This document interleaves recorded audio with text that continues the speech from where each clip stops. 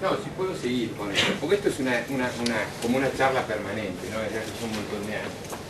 El carácter coercitivo que tiene el juicio abreviado, y lo dice así de esta manera.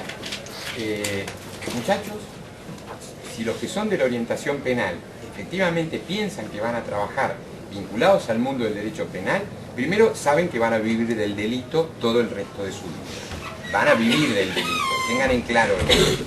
En segundo lugar, el derecho penal es coercitivo. El derecho penal en sí mismo es coercitivo, lo que nos plantea el derecho penal. El juicio abreviado es un instrumento más, un instrumento que tenemos allí. La cuestión para preguntarle a los jueces, cuando rechazan o no, pues acá también hay otra discusión que comenzó al principio del juicio abreviado. Hubo declaraciones de inconstitucionalidad de oficio. Los jueces decían, agravia las garantías de los imputados, es inconstitucional. Algunos lo decían en la misma dirección que lo plantea Alberto. Y otros lo decían, ¿saben por qué?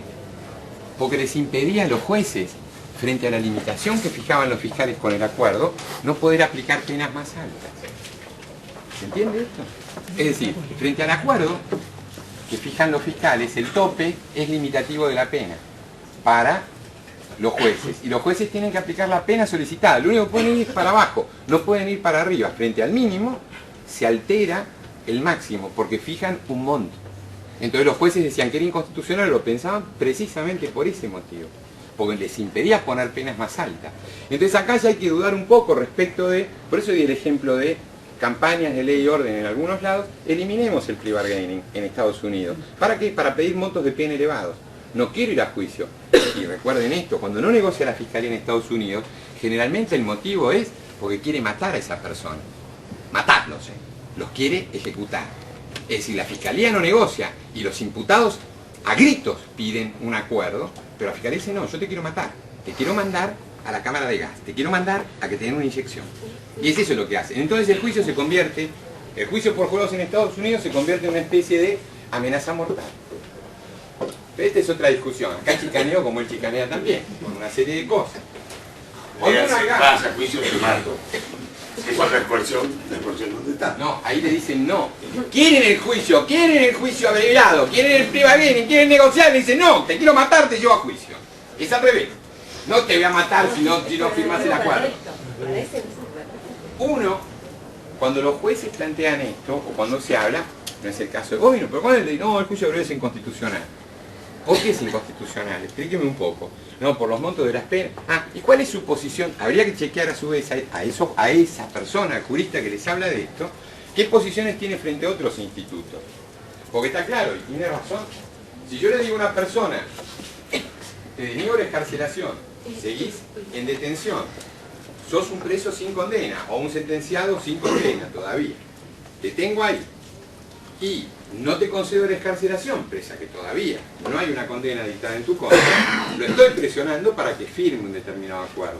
¿Se entiende esto? Pero si los jueces tienen respecto en materia de encarcelamiento preventivo y excarcelación, reglas de liberar a las personas que están sometidas a procesos, entonces la situación cambia. Entonces a los jueces hay que preguntarles cuál es su posición frente al encarcelamiento preventivo en otra época, incluso cuál es la posición que tienen en materia de suspensión de juicio a prueba. Porque si tengo una posición altamente restrictiva de qué el asunto cabe la posibilidad del instituto de la probation o no, entonces elimino un montón de casos o amplío las posibilidades de llevar a juicio más asuntos. Y después de la misma manera, en cuanto al concepto de secuela de juicio que la 25990 vino a resolver. Pero uno les preguntaba esto a los jueces y se daba cuenta que era una contradicción. Eran muy estrictos en materia de encarcelamiento preventivo, muy amplios en lo que consideraban secuela de juicio, o sea que nada prescribía, y por el otro lado muy restrictivos en lo que correspondía a la suspensión de juicio a prueba. Entonces condenaban todos, cuando lo decían de esta manera. Entonces hay que preguntar eso y demás. Lo de no contradictorio es volver sobre lo de las actas escritas, y si se puede condenar sobre actas escritas o no. En una etapa instructoria como la tenemos en este momento, solemos decir que no hay contradictorio, y esto es cierto, no lo hay. Pero puedo aceptar que no haya el contradictorio, también puedo participar en la producción de prueba o incidir de alguna manera sobre la producción de pruebas con las características propias que tiene la etapa instructoria, que ojalá desaparecieran mañana, que la eliminaran del código de la instrucción de los casos.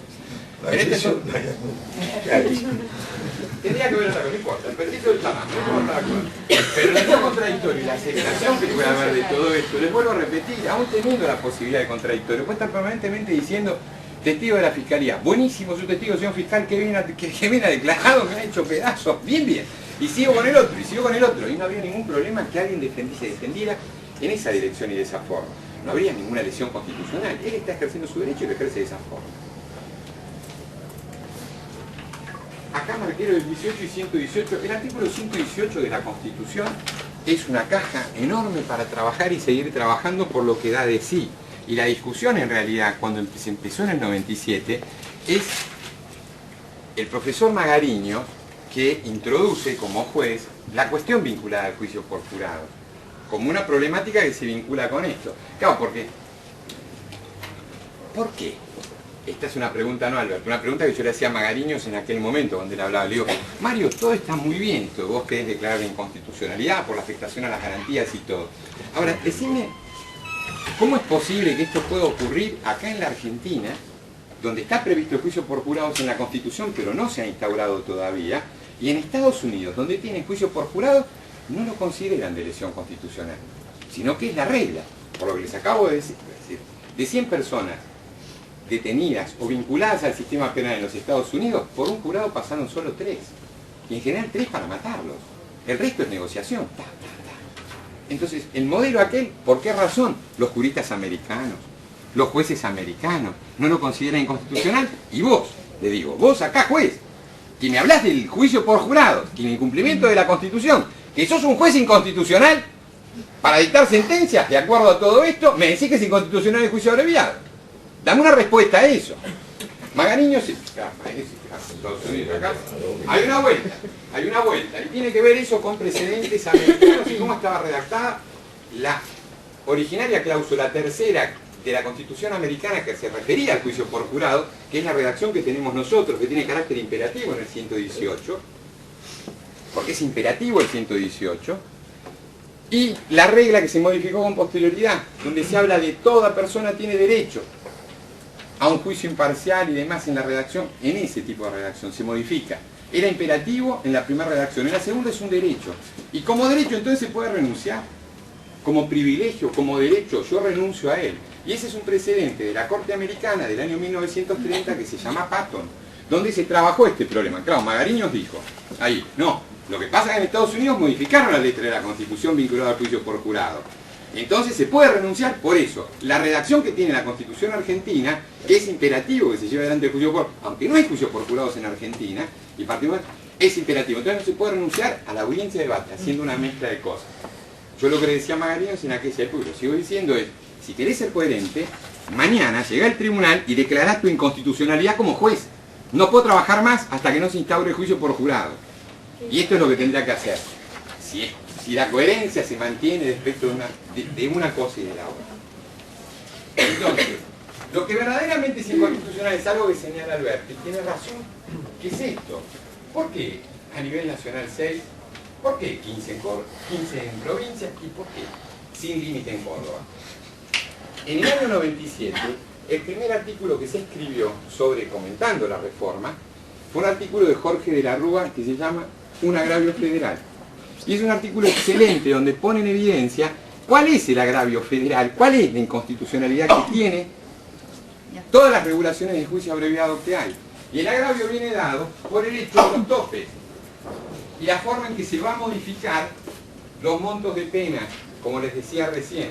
Si los fiscales son los que pueden, frente al acuerdo, fijar un tope, supónganse en provincia, de 8 a 25 para homicidio, negocia la fiscalía y dice 10 años ofrezco, la pena se reconvirtió, es de 8 a 10 para los jueces. Entonces, por lo que establecen los artículos 40 y 41 del Código, la determinación de la pena ya no le corresponde al juez. Y ahí hay una afectación constitucional porque se está modificando desde el derecho procesal al derecho sustantivo.